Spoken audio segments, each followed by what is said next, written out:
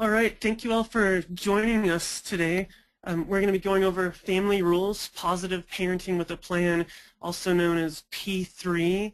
If you'd like more information about this, you can go to family-rules.com, familyrules.com.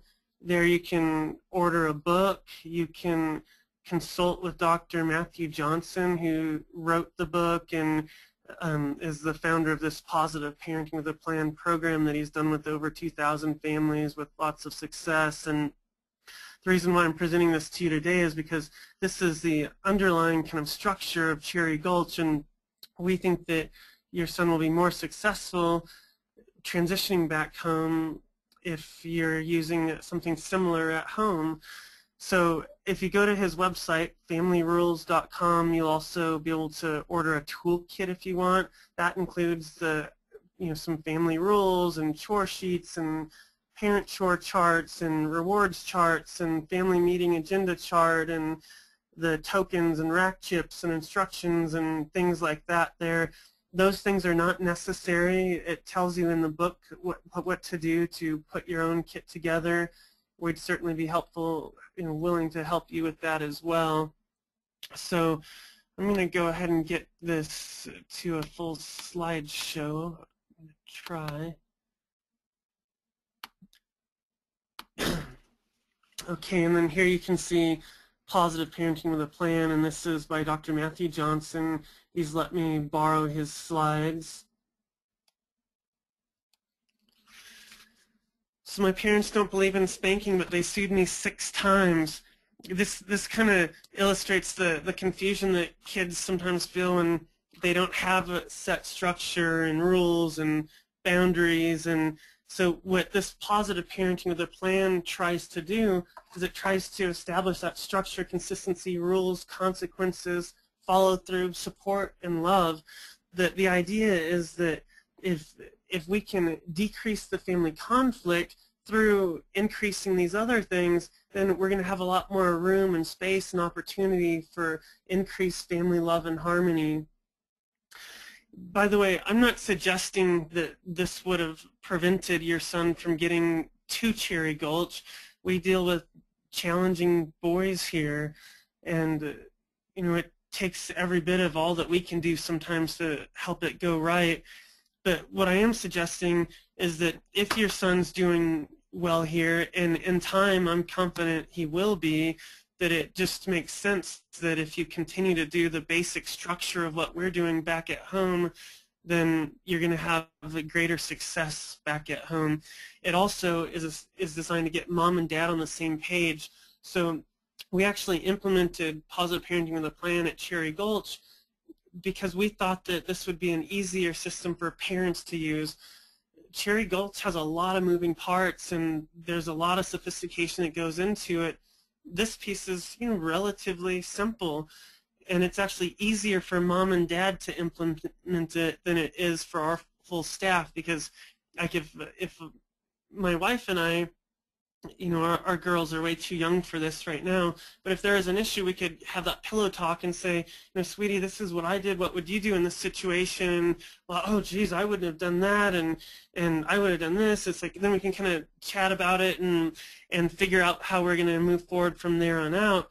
So with 62 staff people here now, that's a little bit harder to have that consistency, but it's really important at the same time. So we've taken on a harder piece ourselves to be able to give you something that would be easier to do.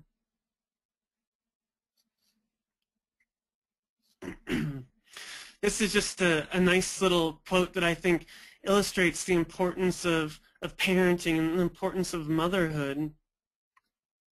I'm going to go ahead and read this to you. I had the meanest mother in the world. While other kids had candy for breakfast, I had to eat cereal, eggs, and toast. While other kids had cake and candy for lunch, I had a sandwich. As you can guess, my dinner was different from other kids' dinners too. My mother insisted on knowing where we were at all times. She had to know who our friends were and what we were doing. I was ashamed to admit it, but she actually had the nerve to break the child labor law. She made us work. We had to wash dishes, make the beds, and learn how to cook. That woman must have stayed awake nights thinking up things for us kids to do. And she insisted we tell the truth, the whole truth, and nothing but the truth. By the time we became teenagers, she was much wiser, and our lives became more unbearable. None of this tooting the car horn for us to come running. She embarrassed us to no end by insisting that our friends come to the door to get us. She wanted to meet them and talk with them. I forgot to mention that most of our friends were allowed to date at the mature age of 12 or 13, but our old-fashioned mother refused to let us date until we were 15. She really raised a bunch of squares. None of us were ever arrested for shoplifting or busted for dope. And who do you think we had to thank for this? You're right, our mean mother. I try to raise my children to stand a little straighter and taller, and I am secretly tickled to pieces when my children call me mean. I thank God for giving me the meanest mother in the world. The world needs more mean mothers like mine. Author unknown. The point behind that is not to be mean, right? The point is that our kids can find friends in a lot of different places, and sometimes parents get confused with trying to have that positive relationship and that support and that love and think that that means I just have to be my kid's buddy. What's more important is to be their parent, and a parent is meant to lead and guide and support and love too, but they need those boundaries and things that parents put on them to help keep them safe and to grow in a positive direction and make good choices and decisions. Whereas friends, you know, they're just hanging out and they can find friends at school or anywhere. They've only got you as parents, and so that's your most important role, as being a parent.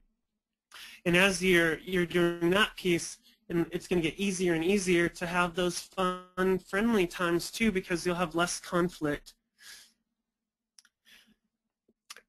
When I was 15, my parents said I could date when I'm 16. When I was 16, my parents said I could date when I'm 17. To make a long story short, Jim, call back next year. Obviously, she's on the older side. So there has been research, by the way, on positive parenting with a plan. There's been several different studies on it, and like I said, Dr. Johnson's been doing it for 25 years or so with lots of good results. And but this is another, you know, research therapy called autotherapy that's good for, you know, oppositional defiance and stuff that he wanted me to share with you. Don't try this at home, but it works, right? And so the point is that if we do positive parenting with a plan, we won't need to do something crazy.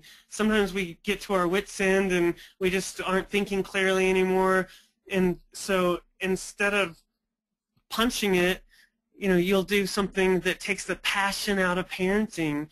So if I have a plan, if I'm not flying by the seat of my pants and I have this positive parenting plan, I know exactly what I'm going to do. There's no need for me to get upset. I don't need to be yelling and threatening and things like that because I have a plan. It's just the way that it is, and this is how it works, and I'm going to follow through and be consistent, and little Johnny is going to stop acting as badly as he does because he knows that I'm going to follow through and be consistent, and so he's going to slowly stop challenging me as much.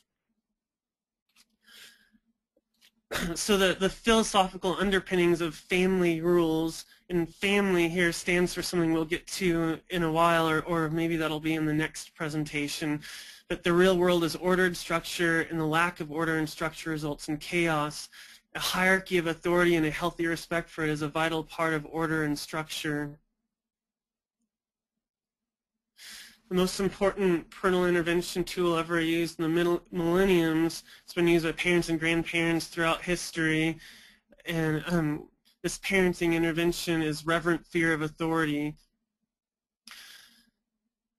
So, hey, I don't like this guy. That's the second F word he's used today. So people don't like talking about reverent fear of authority, and it's kind of an old school kind of term, but it's something that's been lost in a lot of ways.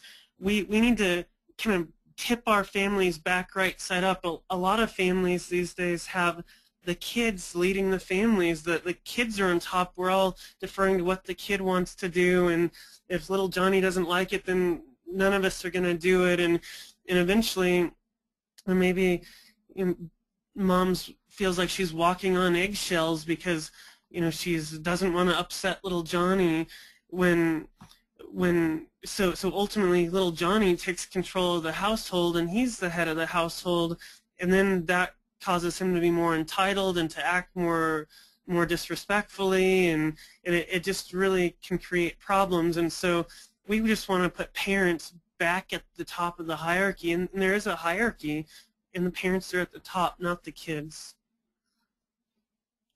And that's not only just for kids, right? We'll be painting a picture of how this kind of positive parenting with a plan, these family rules are things that all of us have to face. And so with myself, I have to do these continuing education units, and there's a licensing agency for the school and for my license as a clinical psychologist. And if I drive too fast, which I do sometimes, I am likely to get a speeding ticket.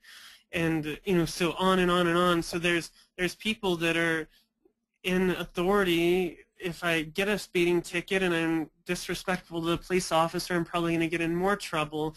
If I then have to go to court and I see the judge and I'm, you know, being a real jerk to the judge and in the court and not following the orders of the court, you know, I'm going to be in more trouble. So if authority flows downward, however, without checks, balances, and feedback, there's an increase in risk of developing a dictatorship. So he talks about, you know, how absolute power corrupts. Family needs to be ordered, structured, and have a hierarchy of authority. And again, it flows downward, not upward. Children must learn to respect authority, parents, teachers, police, and clergy. And it's not.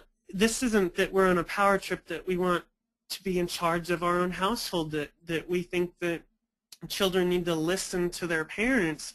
It's like that all over, and it makes them be better citizens and community members too if they're listening to their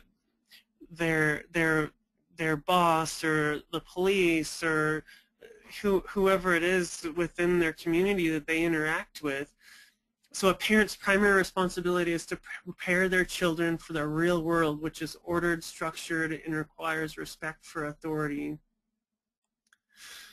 Written rules help us to clarify expectations, which ultimately increase compliance and decrease inappropriate behaviors for most individuals.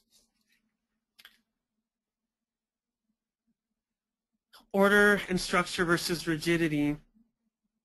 So basically, order is a condition of logical or coherent arrangement among the individual elements of a group. I don't think I'll go through all of this, but you get the idea. Structure, something made up of a number of parts held or put together in a specific way. Versus rigidity, not bending, inflexible, not moving, stationary, difficult. So the point of this is that we want to be ordered and structured, and for a lot of our kids that really helps if they understand what's coming next. They don't really do very well with surprises. They need to know what we expect, and if they're always guessing, that makes it harder. If they're always guessing, they're also always kind of trying to test for those limits. We want them to find those boundaries, find those limits, know what those are, know what we expect, and how we expect them to behave. So a bribe versus reward. This is a good one for Cherry Gulch, in that, you know, we have a lot of incentives here. We have a lot of rewards here. All the activities, going snowboarding or paintballing or whitewater rafting or this or that, or we give them tokens and rack chips, which we'll talk more about today. We also give them some beads for the student store where they can buy stuff. They move up in levels.